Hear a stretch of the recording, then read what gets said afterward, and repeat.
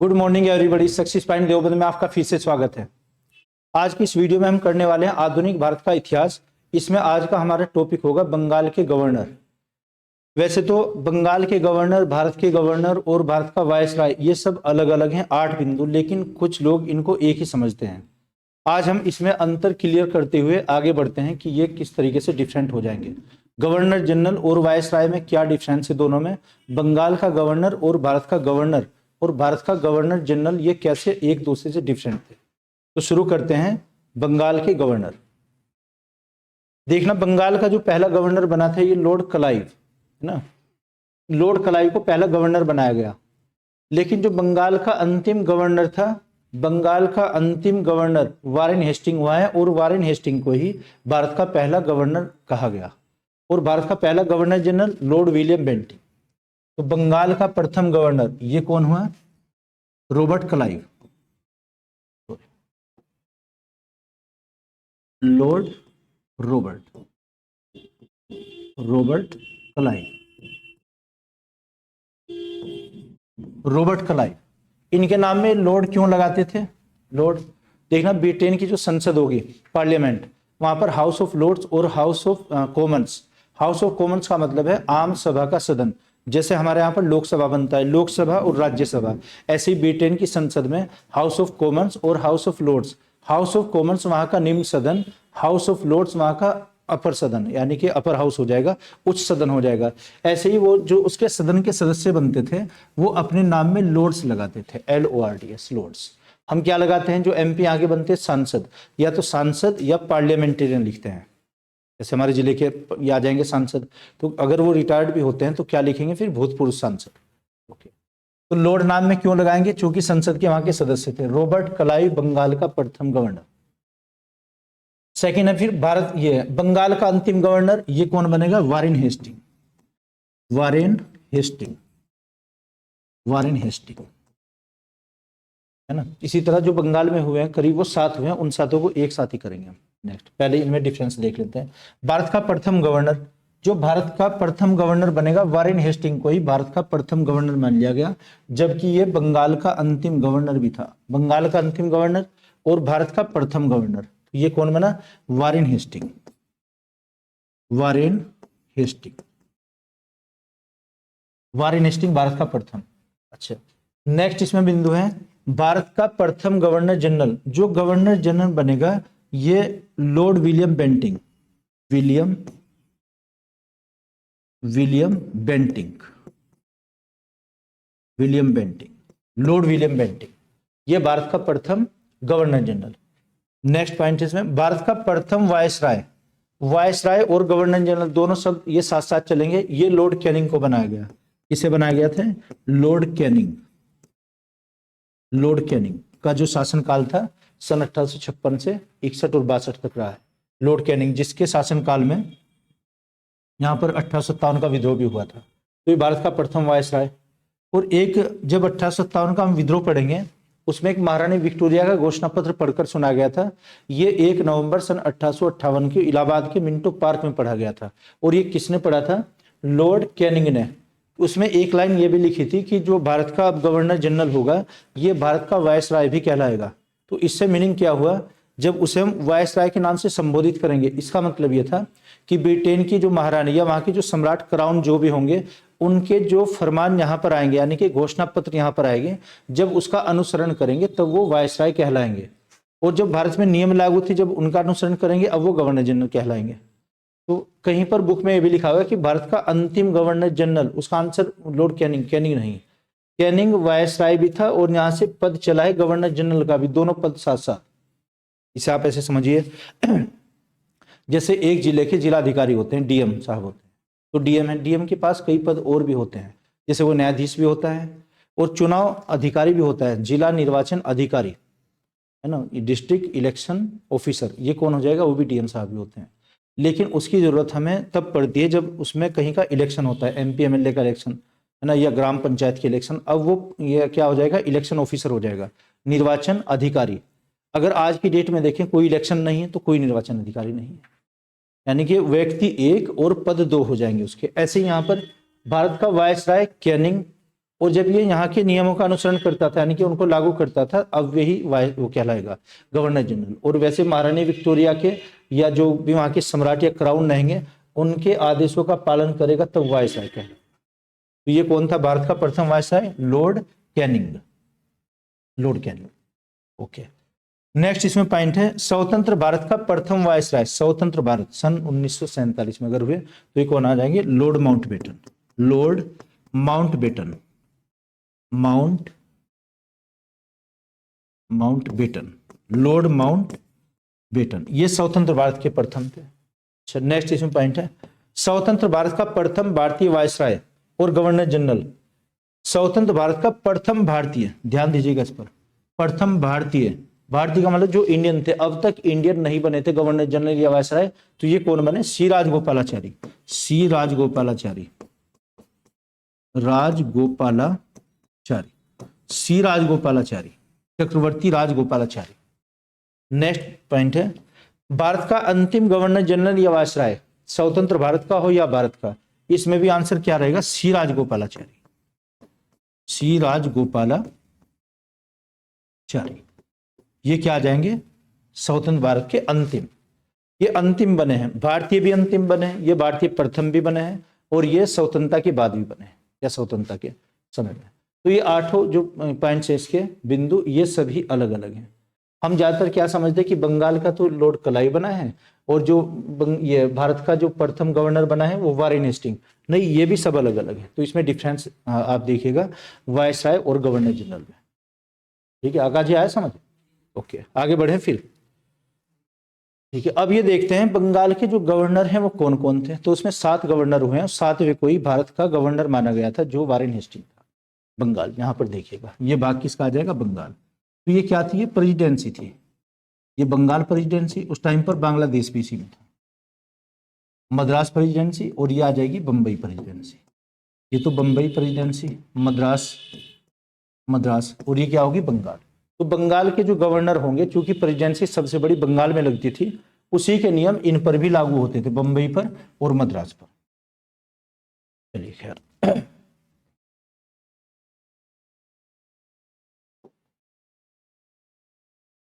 तो हम देखते हैं बंगाल के गवर्नर।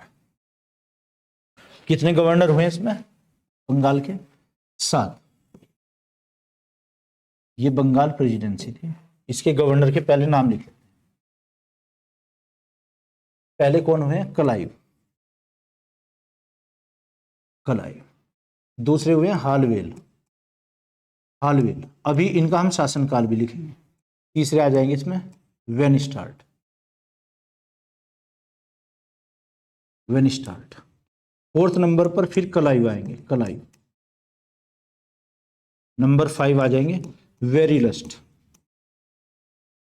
वेरीलस्ट। और नंबर 6 यहां पर कार्टियर, कार्टियर, जिसके शासनकाल में भारत में एक पहला महान अकाल आया था सन 1770 में बंगाल में। और नंबर 7 यहां पर Warren Hastings, Warren Hastings, Warren Hastings के साथ में इनका कार्यकाल क्या आ जाएगा? कार्यकाल भी देख लेते हैं एक बार। रॉबर्ट क्लाइव का जो कार्यकाल है, चूंकि 2 बार यहां पर आया था, एक बार तो 17 से सन 1757, सॉरी 57 से 60 तक, 1760 तक। 57 से पहले भी यह था जब यहाँ पर वाटसन और क्लाइव जब पढ़ेंगे ना कालकोठी की घटना, तो उस समय दक्षिण में था, तब इसको गवर्नर जनरल का पद नहीं मिला था। तो 1757 से 60 तक। हालवेल सन 1760 से 60 तक ये कार्यवाहक हुआ है, कार्यवाहक।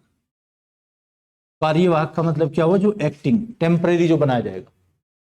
वेनस्टार्ट 1760 से हुआ है 65 तक, 60 से 65, 5 वर्ष तक रहा है।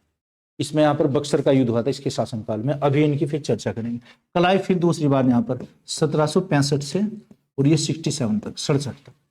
क्लाइव का एक बार ये पहले आया क्लाइव, और क्लाइव यहाँ पर ये दूसरी बार। तो क्लाइव 2 बार आया है भारत में। ये जब इसने इलाहाबाद की संधि की थी, और एक लेखक ने लिखा है कि इलाहाबाद की संधि को लागू होने में इतना भी समय नहीं लगा जितना एक गधे को खरीदने में लगता है। ठीक है। वेरीलस्ट सन 1767 से 2 वर्ष तक रहा था 69। और कार्टियर का जो शासनकाल है 1769 से 72। वारेन हेस्टिंग को पहले बंगाल का गवर्नर बनाया गया, उसके बाद में भारत का गवर्नर बनाया गया। तो सन 1772 से और 74 तक तो शासनकाल क्या रहा इसका, बंगाल का गवर्नर। अब फिर बनाया गया ये 74 से और 85 तक ये भारत का गवर्नर है। तो इसके दो कार्यकाल, वारेन हेस्टिंग पहले क्या था, बंगाल का गवर्नर, उसके बाद क्या बनाया गया है, भारत का गवर्नर। तो 1 बाय 1 इनके बारे में अब हम चर्चा करते हैं कि बंगाल की जो गवर्नर था पहला, कलाई को बनाया गया, कलाई ने क्या क्या कार्य यहाँ पर किए, अच्छे बुरे क्या कार्य थे, ये आया समझिए। आगे बढ़े तो पढ़ते हैं लॉर्ड कलाई के बारे में। लॉर्ड कलाई, रॉबर्ट कलाई। तो शासनकाल 2 लिखेंगे हम, 1757 से 60 तक और फिर 1765 से 67 तक। इन दोनों कार्यकाल में जो टेनर थे, इनमें क्या क्या कार्य इसने किए, तो 1 बाय 1 देखते हैं। एक तो इलाहाबाद की संधि हुई थी। इलाहाबाद की 2 बार संधि हुई, 12 अगस्त 1765 और 16 अगस्त 1765।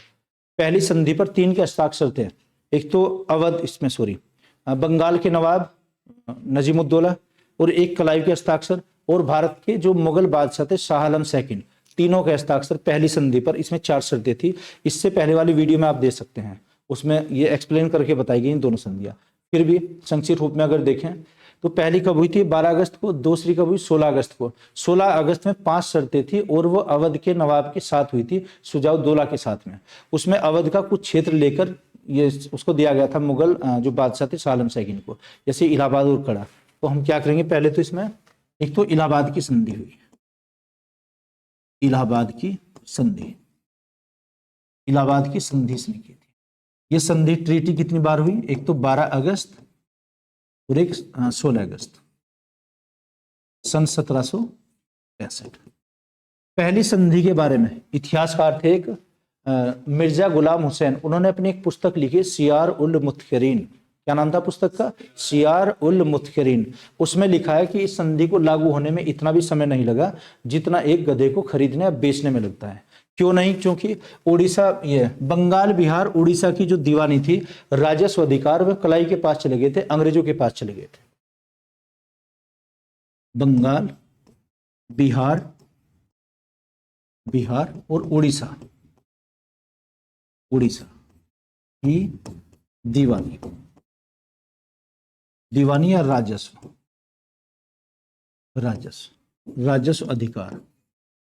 राजस्व अधिकार ये किसके पास थे, कलाई के पास, अंग्रेजों के पास चले गए थे।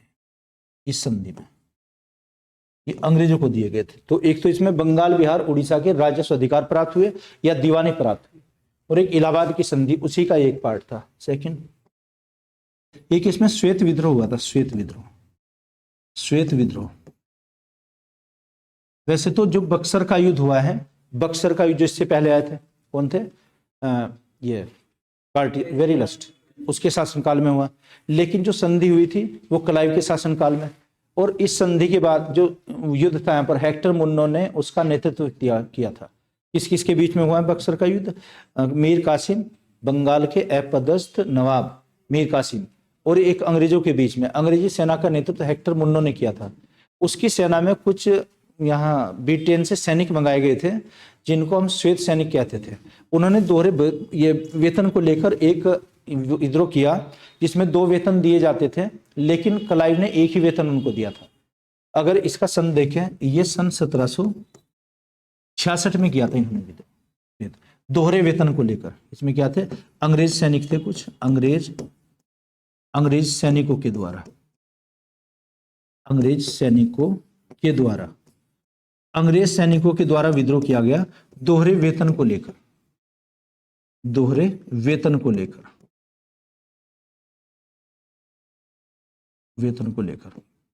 क्लाइव ने इनका एक वेतन और भत्ता बंद कर दिया था, केवल एक ही वेतन दिया जाता था। इसके बाद एक और इन्होंने कार्य किया था, द्वैध शासन जो बंगाल में लागू था, ये कब से कब तक था, ये क्या था, दोहरा शासन या फिर द्वैध शासन। द्वैध शासन। इसी का दूसरा नाम क्या आ जाएगा सेकेंडली, दोहरा शासन, दोहरा शासन या फिर ड्यूल एडमिनिस्ट्रेशन।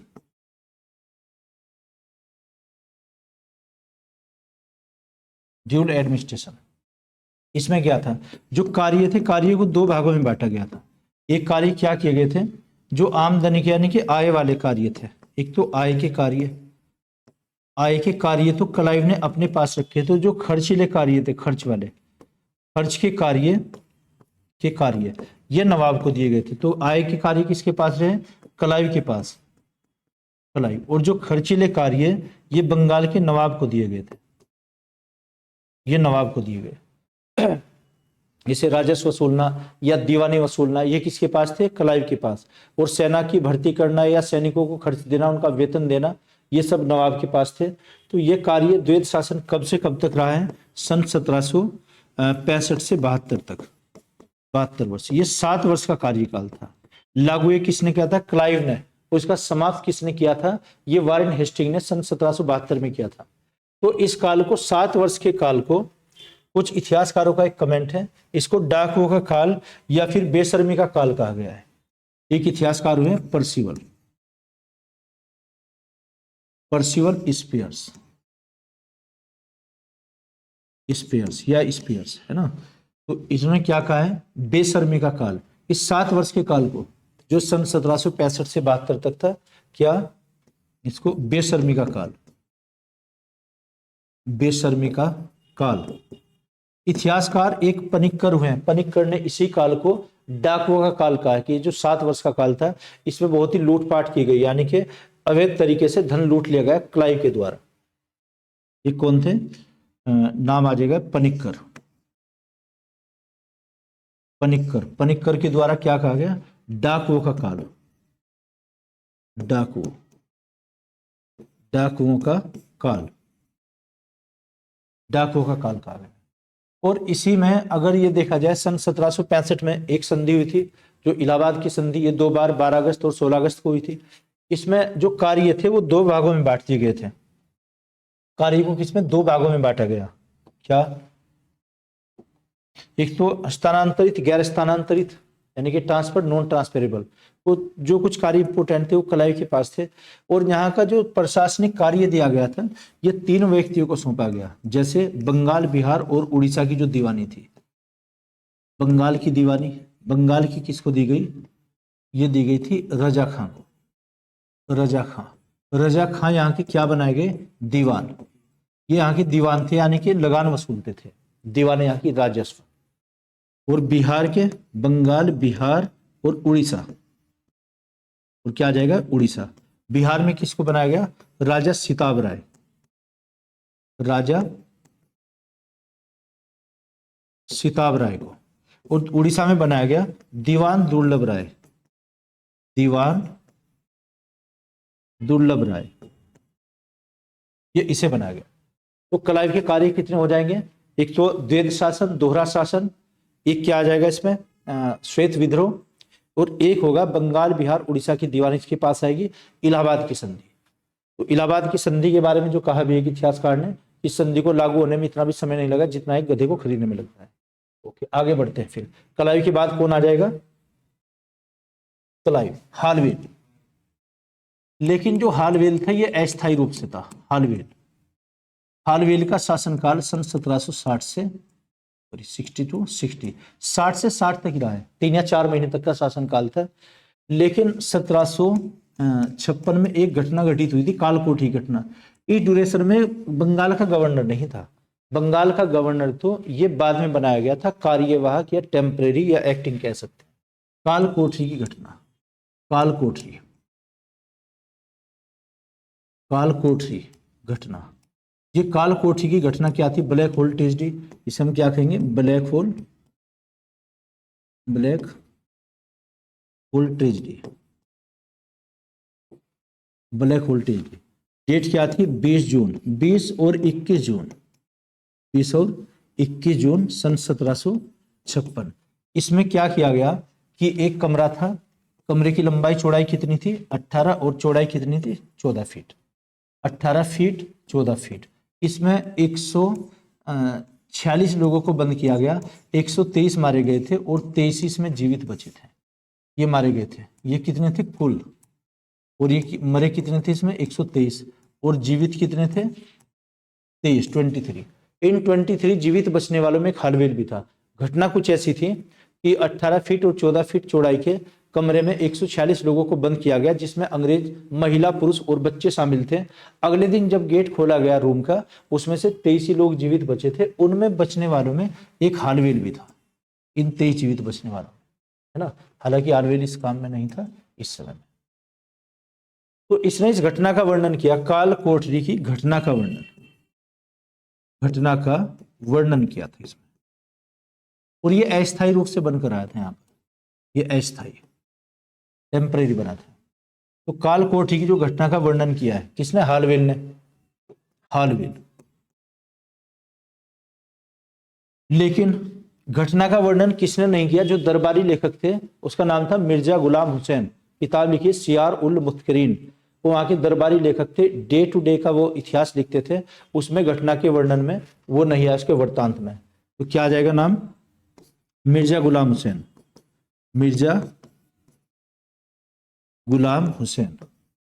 मिर्जा गुलाम हुसैन की पुस्तक का नाम क्या था, सियार उल मुत्करीन, सियार उल मुत्करीन, सियार उल मुत्करीन। इसमें घटना का वर्णन नहीं था, इसलिए बताया कि मिर्जा गुलाम ने कि जो काल कोठरी की घटना थी वो एक मनगढ़ंत कहानी थी, मनगढ़ंत कहानी, फिक्टिशियस स्टोरी बताया गया है। इसकी हालवेल की, ये हालवेल की एक मनगढ़ंत कहानी थी, ऐसा बंगाल में कुछ नहीं हुआ था। ओके, आगे बढ़ते हैं। हालवेल के बाद कौन आता है फिर, हालवेल, वेनिस्टार्ट। वेनिस्टार्ट का कार्यकाल क्या आ जाएगा, 1760 से और 65 तक, 1760 से 65। एक महत्वपूर्ण घटना कौन सी, एक इसमें बक्सर का युद्ध हुआ था, और बक्सर के युद्ध के बाद में इलाहाबाद की संधि। तो बक्सर का युद्ध, बक्सर का युद्ध, बक्सर का युद्ध कब हुआ था, सन 1764 में। बक्सर कहाँ है, बिहार, ये वर्तमान में बिहार में। किस किस के बीच में हुआ था, अंग्रेजों के और अपदस्थ न्याय इसके जो बंगाल का नवाब था मीर कासिम। एक तो किसके बीच हुआ, अंग्रेजों के बीच, अंग्रेजों और किसके, मीर कासिम, मीर कासिम, मीर कासिम के बीच में हुआ था। मीर कासिम बंगाल का एक अपदस्थ नवाब था, अपदस्थ यानी कि जो गद्दी से उतार दिया हुआ है, अपदस्थ नवाब, इसको हटा दिया गया था। लेकिन इस समय बंगाल का ओरिजिनल जो नवाब था ये था मीर कासिम, सॉरी मीर जाफर। मीर जाफर का दामाद ही मीर कासिम था। तो मीर कासिम को जब गद्दी से हटाया, इससे पहले वाली वीडियो में हमने एक्सप्लेन किया है बक्सर का युद्ध, उसकी इलाहाबाद की संधि भी अलग ही वीडियो बनी हुई है, आप उसमें देख सकते हैं। तो यहाँ तो केवल समरी हम वेनिस्टार्ट की विशेषताएं कर रहे हैं कि क्या क्या उपलब्धि थी, क्या क्या इसने कार्य किए। अंग्रेजों का जो नेतृत्व किया था, ये किया गया था हेक्टर मुन्नो के द्वारा। अंग्रेज अधिकारी कौन थे, हेक्टर मुनरो, हेक्टर मुन्नो। और इसकी तरफ से 3 सेनाएं और भी थी। एक तो अवध का नवाब, अवध नवाब की सेना, उसका नाम क्या था, अवध के नवाब। एक था इसमें मुगल बादशाह शाह आलम सेकंड, मुगल बादशाह शाह आलम, शाह आलम सेकंड, शाह आलम सेकंड। नवाब, अवध का नवाब का नाम था सुजाउद्दौला, सुजाउद्दौला, सुजाउद्दौला की सेना। लेकिन इसने हेक्टर मुन्नो ने इस सेना को पराजित कर दिया था, इसकी हार हुई थी, पराजित। इस सेना को जब पराजित किया यहाँ पर, अब क्या हुआ, बाद में इलाहाबाद की संधि। और इलाहाबाद की संधि के समय कौन आएगा फिर, कलायू। क्योंकि कलायू भारत में 2 बार आया था, सन 65 से 66 तक, 1765 से 1766 तक, तब इलाहाबाद की संधि हुई थी। ओके, तो ये वेनिस्टार्ट की विशेषता। आगे देखते हैं फिर, कलायू आया और कलायू ने यहाँ पर दोहरा शासन लागू किया था। कलायू की वजह से अपनी सभी विशेषता कर ली। दूसरी बार कब आया? 1765 से और ये 67 तक। इसने क्या किया था? दोहरा शासन। दोहरा शासन यानी कि जो कार्य थे वो उसमें बांटे गए, एक तो हाँ आमदनी के कार्य और एक खर्चीले कार्य। दोहरा शासन सन 1765 से 1772 72 तक। क्लाइव के बाद कौन आया फिर? वेरेलस्ट। वेरेलस्ट वेरेलस्ट का शासनकाल 1767 से 69 तक। तो अगर इसमें देखें कि क्या विशेषता थी, तो विशेषता कुछ खास नहीं थी। जो दोहरा शासन था वो इसमें भी जारी रहा। दोहरा शासन जारी, दोहरा शासन जारी रहा। जो क्लाइव ने लगाया था वो एज इट चलता रहा। वेरेलस्ट के बाद कौन आया फिर? कार्टियर। कार्टियर कार्टियर का शासनकाल 1769 टू 72 सन 72 तक। इसकी क्या विशेषता? दोहरा शासन जारी रहा और एक बंगाल में महान अकाल पड़ा था, भारत का पहला महान अकाल सन 1770। लगभग बंगाल की आधी जनसंख्या से मारी जा चुकी थी, इतना बड़ा वो अकाल था। कार्टियर एक तो क्या? दोहरा शासन, दोहरा शासन जारी रहा, जारी रहा। और एक क्या थी इसमें कि महान अकाल, महान अकाल जो सबसे बड़ा अकाल पड़ा था अभी तक, सन 1770 का अकाल था इसमें, और 1/3 जनसंख्या मारी गई। बंगाल की 1/3 जनसंख्या के लोग मारे गए या मरे। ठीक है जी, इसकी विशेषता थी।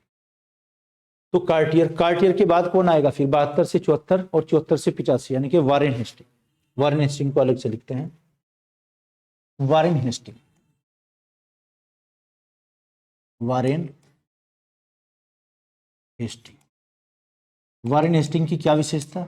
ये 1772 से और 74 तक तो ये बंगाल का नवाब रहा, और सन 1774 से 85 तक ये भारत का गवर्नर रहा। इसमें क्या था? ये बंगाल का गवर्नर, बंगाल का गवर्नर, और ये क्या था? भारत का गवर्नर, भारत का गवर्नर। एक अभी आपको बिंदु बताया था कि भारत का प्रथम गवर्नर वारेन हेस्टिंग और बंगाल का अंतिम गवर्नर वारेन हेस्टिंग। पहले गवर्नर जनरल उस पर आया, बंगाल के गवर्नर के पद पर नियुक्त हुआ और उसके बाद में भारत का गवर्नर बना। आगे देखते हैं क्या विशेषता। एक तो इसने द्वैध शासन का ही अंत किया था, द्वैध शासन का अंत जो किसने लगाया था? क्लाइव। द्वैध शासन का अंत किया। एक इसके शासनकाल में सन 1773 में रेगुलेटिंग एक्ट पारित हुआ था।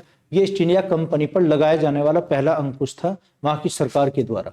सन 1773 का regulating act, regulating act, regulating act 1773। 1774 में इसी में एक प्रावधान यह था कि भारत में एक हाई कोर्ट या उच्च न्यायालय, सर्वोच्च न्यायालय स्थापित किया जाएगा। उच्च न्यायालय, उच्च न्यायालय।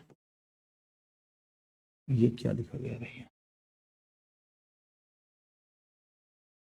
उच्च न्यायालय कहां पर स्थापित किया गया? कलकत्ता में, कलकत्ता, कलकत्ता में स्थापित किया गया। इसमें 4 जज थे, 4, 1+3। एक कौन थे इसमें? मुख्य न्यायाधीश, मुख्य न्यायाधीश, मुख्य न्यायाधीश, और 3 अन्य क्या थे? अन्य न्यायाधीश, +3 अन्य न्यायाधीश। एक मुख्य न्यायाधीश कौन थे? Lord Elijah Impey. क्या नाम था? लॉर्ड एलिसा इम्पे, मुख्य न्यायाधीश का नाम Lord Elijah Impey, Lord Elijah Impey. और अन्य कौन थे 3? एक तो हाइड लिमेस्टर, हाइड लिमेस्टर और चैम्बर्स, हाइड लिमेस्टर और चैम्बर्स, ये अन्य 3 थे। तो ये टोटल कितने हो जाएंगे? 4। इसमें 4 न्यायाधीश थे। लेकिन इन दोनों ने मिलकर, वारेन हेस्टिंग ने मिलकर और जो लॉर्ड एलिसा इम्पे ने मिलकर एक नंद कुमार को फांसी दी थी। अभियोग चलाया था नंद कुमार पर, अभियोग, नंद कुमार, नंद कुमार पर अभियोग। अभियोग या क्या किया गया इसको, मुकदमा, अभियोग मुकदमे को कहते हैं। और मृत्यु दंड दिया गया था, मृत्यु दंड, कैपिटल सेंटेंस।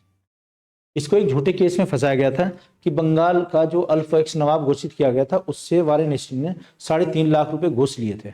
और इस बात का खुलासा नंद कुमार ने किया था कि मुर्शिदाबाद की घटना थी बंगाल की, तो इस पर एक झूठे केस में फंसाकर इसे फांसी दी गई थी। तो एक इतिहासकार हुए हैं बर्क, बर्क ने क्या कहा इसको, अन्याय का मुखिया।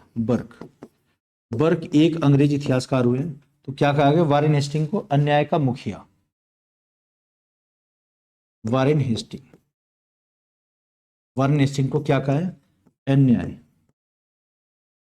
अन्याय का मुखिया। इसे अन्याय का मुखिया की संज्ञा दी। और एक इसी को बैलों का झूठा सौदागर भी कहा गया, बैलों का झूठा सौदागर, झूठा सौदागर। ये किसने कहा, बर्क ने। ये झूठ बोलता था। अच्छा, आगे देखते हैं। वारेन हेस्टिंग के बारे में एक और कमेंट है, इसको नेवला और चूहा भी कहा गया है, नेवला और चूहा, नेवला और चूहा, बैलों का झूठा सौदागर, अन्याय का मुखिया। अच्छा, एक कहा गया इसे, वो तो कुछ नहीं। महाभियोग की याचिका बर्क ने दायर की थी, क्योंकि जो नंद कुमार पर अभियोग चलाया गया था, है ना, और उसे फांसी दी गई थी, तो अन्याय का मुखिया यानी कि अन्यायकारी किया गया है। और इसी को लेकर लंदन के यानी कि ब्रिटेन के प्रिवी काउंसिल में एक याचिका दायर की इम्पीचमेंट की, महाभियोग की। क्वेश्चन आता है भारत के वो कौन से गवर्नर जनरल थे जिन पर पहली बार महाभियोग या इम्पीचमेंट चलाया गया था, वारेन हेस्टिंग थे। तो क्या आ जाएगा, महाभियोग। इस पर महाभियोग कहां पर, लंदन में, लंदन में। ओके, तो एक ये क्वेश्चन इसका आता है ना। तो इस प्रकार ये हमारे जो बंगाल के गवर्नर थे वो कंप्लीट हो जाते। और भी कुछ, हाँ जी। एशियाटिक सोसाइटी कुछ अच्छे भी कार्य, जैसे एक बनाया कृषि विभाग बनाया, राजस्व बोर्ड की स्थापना की, एशियाटिक सोसाइटी की स्थापना की गई थी बंगाल में, उसके अच्छे कार्य आ जाएंगे अगर आप इसमें। एक तो राजस्व बोर्ड भी इसने बनाया था, राजस्व बोर्ड। और एक कृषि विभाग या बोर्ड की स्थापना, कृषि विभाग या बोर्ड। और एक एशियाटिक सोसाइटी, विलियम जोन्स ने स्थापना की थी कोलकाता में, एशियाटिक सोसाइटी। और इसके अलावा ठीक है बस, नेवला और चूहा इसलिए क्योंकि जो ये घटना थी ना, एक इसको नंद कुमार को जो फांसी दी गई थी, तो इसमें ये इन झूठे केस में फंसाया था। क्यों फंसाया गया, क्योंकि उसने भांडाफोड़ कर दिया था, एक्सपोज कर दी थी ना वो बात की 3.5 लाख रुपए घूस लिए हैं। तो थे ना ये उसमें पढ़ते हम, जो वहाँ की बेगम थी यानी कि विधवा, उससे लिए थे अल्फेस पुत्र को बनाने के लिए कि वो नवाब बन जाएगा। इस बात का खुलासा नंद कुमार करना चाहता था, तो उसको पहले ही झूठे केस में फंसा दिया गया। तो एक कमेंट इसके लिए थे, बैलों का झूठा सौदागर, नेवला और चूहा कहा गया, और अन्याय का मुखिया कहा गया। ठीक है जी, हो जाएगा। ठीक है, इसके बाद में जो हम करेंगे, जो भारत के गवर्नर या गवर्नर जनरल या फिर वायसराय बने हैं, उसमें भी जो इंपॉर्टेंट है, बाकी अगर देखें तो 36-37 हुए टोटली है, तो सारे करना तो असंभव है। उसमें फिर भी आपको हिंट दे देंगे, इसकी पीडीएफ अवेलेबल करा देंगे आपको। और ये सब भी आपको पीडीएफ अब ऐप पर मिल जाएगी, एप्लीकेशन पर बहुत ही जल्दी लॉन्च होने वाला है, उसका लिंक डाल दिया जाएगा। और उसमें आप वीडियोज भी देख सकते हैं और क्विज भी होंगी, बहुत सारे इसमें ऑप्शंस दिए गए हैं। तो ये मैं आशा करता हूँ कि समझ आया होगा, अगर नहीं तो कमेंट बॉक्स में आप लिख कर बताइएगा। Okay, thank you.